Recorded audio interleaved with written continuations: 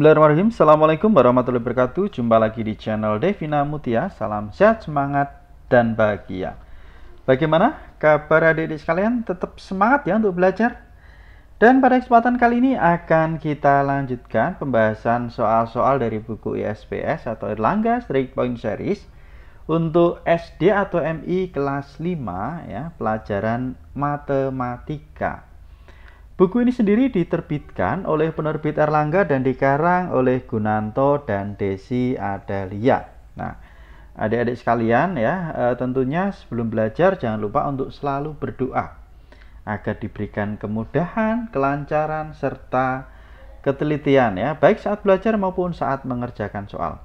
Dan tentunya yang masih ketinggalan bahasan sebelumnya bisa dilihat di playlist ISPS Matematika kelas 5 ya. Kali ini yang akan kita bahas yaitu bab 2 tentang kecepatan dan debit ya, tepatnya di latihan 3 adik-adik sekalian ya. Jadi latihan 1 dan 2 sudah kita bahas di video sebelumnya ya. Sekali lagi bisa dilihat di playlist ya.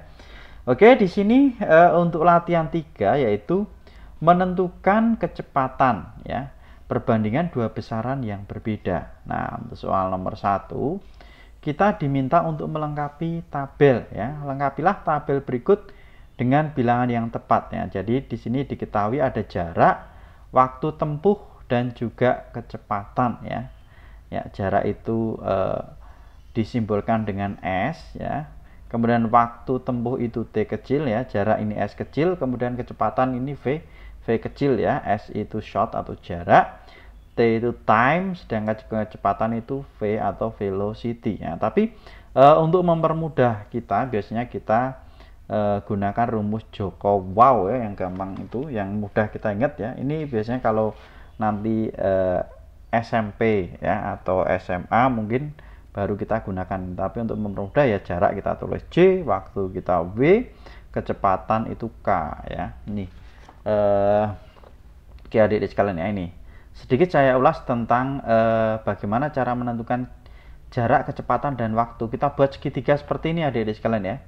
Jadi segitiga ini J itu jarak, K itu adalah kecepatan, dan W itu adalah waktu. Saat buat segitiga ini yang atas ini adalah jarak, yang bawah ini ada kecepatan dan waktu. Nah, tujuannya untuk apa? Untuk mempermudah adik-adik sekalian saat mencari ya salah satunya. Misalnya ini kita diminta untuk menentukan jarak. Nah, maka kita tutup J-nya. Nah, tinggal K sama W. Nah, kalau sejajar seperti ini ya artinya dikalikan.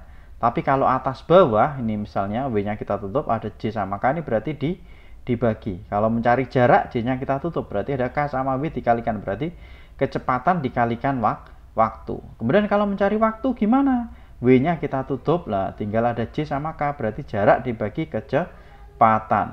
Kemudian kalau mencari kecepatan, berarti K-nya kita tutup ya, K-nya kita tutup, tinggal ada J sama W, berarti jarak dibagi waktu. Lah, ini untuk mempermudah ya, kita buat rumus Joko Wow. Nah, ini seperti ini ya. Jadi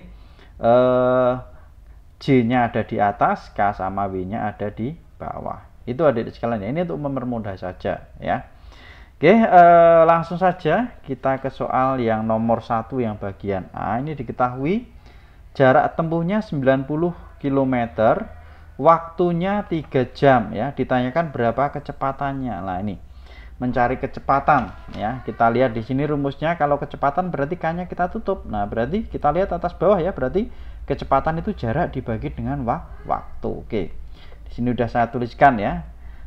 Jaraknya tadi 90 km, waktunya 3 jam. Ditanya kecepatan. Kecepatan tadi adalah jarak dibagi dengan waktu ya. Oke. Jarak dibagi waktu sama dengan jaraknya tadi berapa? 90, waktunya 3. 90 dibagi 3. Hasilnya adalah 30 ya. Jadi 9 bagi 3 dapatnya 3, nolnya kita tempelkan. Jadi 30 km per jam. Jadi kecepatannya adalah 30 km per jam. Nah, untuk satuannya, nah ini berarti kan kilometernya tadi di atas ya, jamnya di bawah, berarti kilometer per jam. Sama ya, ini tetap kilometer per jam. Seperti itu adik-adik sekalian ya. Jadi satuannya tidak hilang, sudah nempel semua, tetap kilometer per jam. Lanjut untuk yang B, ini diketahui jaraknya, yang ditanyakan ini jaraknya ya. Yang diketahui ada waktu tempuh dan juga kecepatan. Oke ya. Mencari jarak berarti J-nya kita tutup. Nah, berarti kecepatan dikalikan dengan waktu untuk yang B ya. Nah, ini jadi waktunya 15 menit, kecepatannya 20 meter per menit. Ditanyakan jarak. Jarak tadi kecepatan dikalikan dengan waktu. Oke, kecepatannya tadi 20, waktunya 15 ya, 20 kali 15. Kemudian satuannya kenapa bisa jadi meter? Kita lihat ini. Menit sama menit, ini di atas ini di bawah, berarti bisa kita coret ya. Menit sama menit kita coret, berarti tinggal satuannya meter. Nah, 20 kali 15, 2 kali 15 hasilnya adalah 30, nolnya kita tempelkan jadi 300. Maka jaraknya adalah 300 meter. Jadi jarak tempuhnya adalah 300 meter. Itu untuk yang bagian B ya. Kita lanjut untuk yang bagian C adik-adik sekalian. Yang bagian C di sini yang diketahui adalah jarak ya 128 km, kemudian kecepatannya 32 km per jam. Ditanyakan waktunya berapa jam. Oke ya, untuk yang bagian C di sini udah saya tuliskan adik-adik sekalian ya. Jadi jaraknya 128 km, kecepatannya 32 km per jam. Berapa waktunya atau waktu tempuhnya? Nah, rumusnya tadi untuk mencari waktu. Nah, kita kembali lagi ke sini, kita tutup berarti J sama K atas bawah ya, jarak dibagi dengan kecepatan. Oke, ya untuk yang C berarti jarak dibagi kecepatan 128 dibagi dengan 32. Ini kilometer, ini kilometer per jam. Nah, oke berarti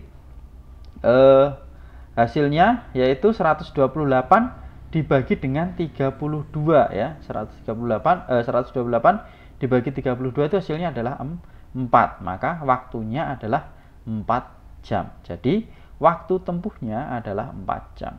Itu ya adik-adik sekalian ya untuk yang bagian C. Kita lanjut ke bagian D.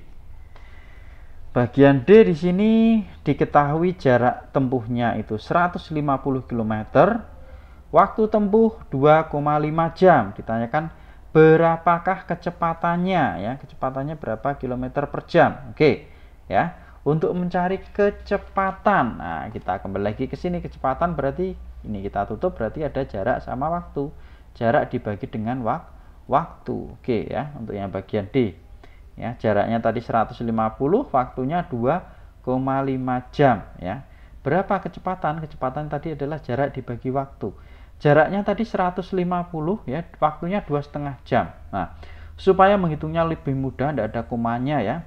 Kita kalikan 10 biar komanya hilang. Berarti ini nolnya kita tambah 1, ini komanya hilang ya. 1500 dibagi 25 ya. 1500 bagi 25 itu dapatnya adalah 60 ya. Adik-adik kalau masih bingung bisa dengan cara porogapit ya.